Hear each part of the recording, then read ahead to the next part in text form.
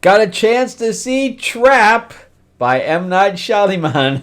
And let's talk about it right now.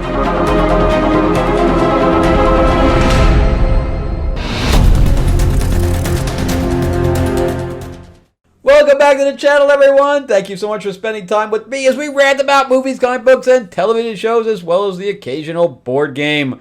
I am your host, Frank Zanca. I'm an award-winning screenwriter, novelist, and comic book writer, as well as a filmmaker. And remember, too, that we have our vampire mob set in 1950s Hollywood with the first issue of Lords of LA, which has been released. And we're getting the second issue in right now. So if you'd like to order one, let me know. And just put a comment below. But the interior art's really good. And it's definitely more of an adult book. We have Marilyn Monroe is in it.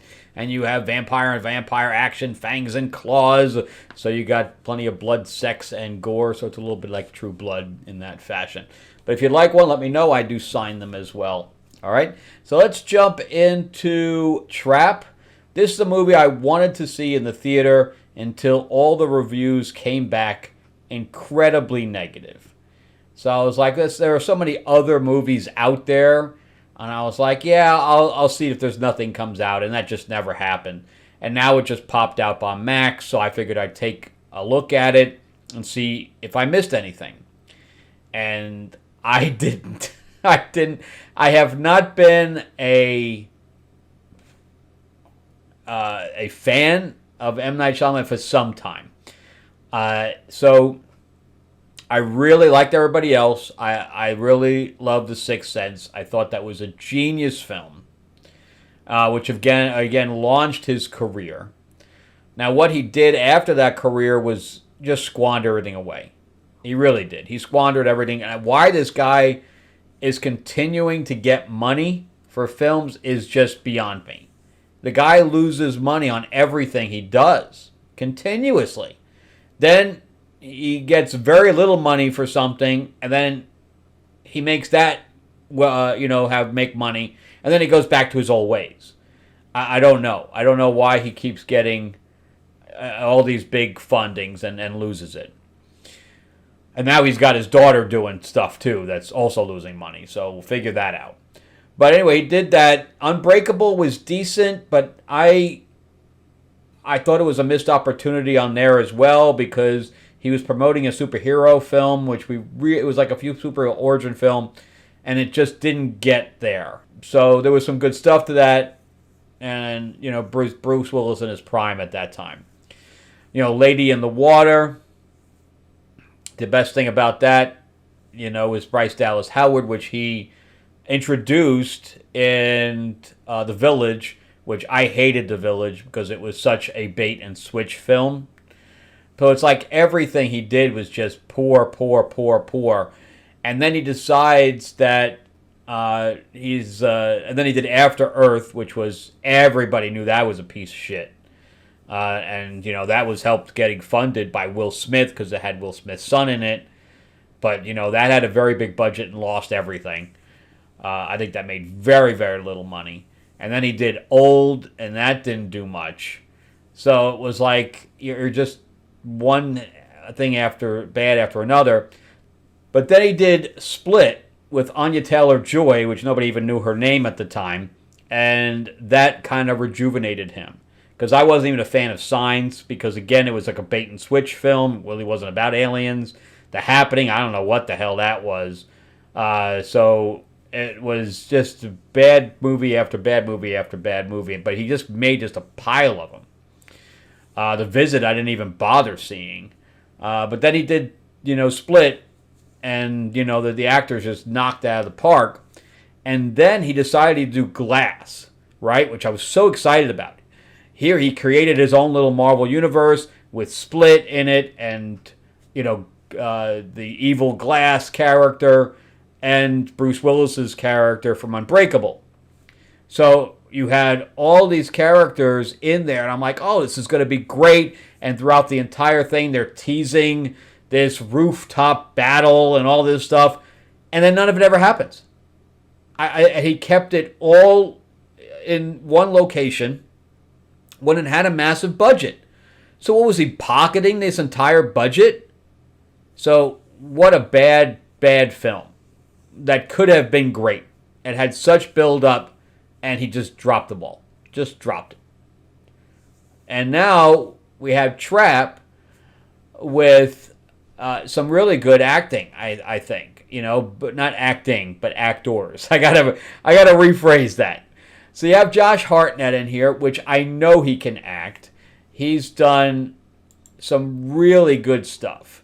Some stuff I like. I know everybody, hates the World War II movie, Pearl Harbor, but I like that movie. I thought that had some really good actors in that and really good, flight stuff and really good battles in there. Jennifer Garner playing a geek girl, Kate Beckinsale, who I love. There's just some really good stuff in there. And here he brings a whole bunch of actors together, but he directs them to act over the top. I don't understand it. I just don't understand his mentality. He has the world. You know how many extras are in this movie? There's thousands. There are thousands of extras here, which costs, even if you're paying them $300 a day, that is tens of thousands of dollars a day in extras. And then you got to feed them. And then if you're giving them a bump if they're bringing their own clothes or not. What a waste of money. What a waste. This whole movie is just, that's how, the only thing I can describe this movie as, a waste of money. So he directs Josh Hartnett in such a way that he comes off comical. Comical. The choices here are poor. Just completely poor. And then all of the beats of the film are also poor. The whole script is just a jumbled mess of crap. The only shining light in this whole thing is the one that plays the daughter Riley, Ariel Donahue, who is from Wolf Like Me. She's been acting for 10 years, and she's probably, 17? 18 on a high end? Which means she's been acting since she was 7 or 8 years old. And she is phenomenal. She is great. Everybody else, no. Josh Hartnett is shit in here. Alison Pill I've never really liked. She was in the first 2 really bad seasons of Picard. She's over the top too. But it's not really her fault because the whole ending is just over the top and absurd. I mean, when you find out how because the back of my head, I'm like, how do they know he's going to be at this concert? They're dumping a lot of, resources into this concert. How did they know? And when you find out how they knew, it's just absurd. It's just absurd. Haley Mills from the original Parent Trap is like 80 years old in here, and she's playing the person that is conducting all of the cops and security. She's coordinating them all, and she is a profiler, and she is sorely miscast. Sorely miscast. You can't buy that this 80-year-old woman is conducting all this, and then every time you hear her on the walkie and talkie, it just sounds like she's reading off a script. It's just bad. It's just, the whole thing is so bad. And then he had to throw, Salika Shyamalan there, which is his daughter. This is her first acting gig. And she does okay, but she just, again, she's 5'1". And it just doesn't sell. It just doesn't sell. And she had opportunities. The character has opportunities to do certain things, and instead it takes it in a different position and a different direction, and it's just weird. It's just weird about the choices that she made when she could have really ended it a different way. It just became more complicated than it needed to be, And even, I'm not going to go into any spoilers here, not that it matters. You really can't spoil this, a bad film like this. But he had every opportunity of knocking in that door. And you know what kind of door I'm talking about at the end if you've seen it. And and he just doesn't do it, because he's strong enough to do it, but he doesn't. And then the whole thing where the wife does something and he just falls for it. I mean, he just falls for it. And we never get to really see him as a serial killer. We hear all these stories about it, but we never really see it. And there was a whole lot of ways we could have set this film up, because you're not going to root for him no matter what. So we needed somebody else to root for here, and we just don't. So, I mean, if he thought that we were going to find some commonality with the killer, we're not. So we're not rooting for this guy to get away, ever. So, and we don't really have the cops to root for. So who are we really rooting for during this film? It was just a gross miscalculation. This whole film is just a gross miscalculation. And, if you want to sit through it now that it's on streaming, I couldn't even get through it in one sitting. I think I got through it in 3 sittings. But, because it drags, too. So, I'm glad I didn't see this in the theater. Josh Hartnett deserves more.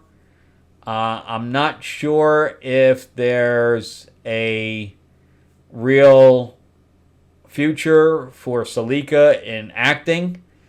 But I guess we'll see what happens. Of course, we had to showcase her singing, which was really what this film was all supposed to do, for him to showcase his daughter singing. That's what this film was. She was really supposed to be the star of this, and Josh Hartnett is just there as window dressing. I really would love to see Josh Hartnett in a film where we can see, because like Sin City, he's in the beginning and he plays a killer in there too, but he's only in like a very small vignette. And I would have liked to have seen a little bit more of that, but instead we get this. And I mean, his acting's like, it's just bad.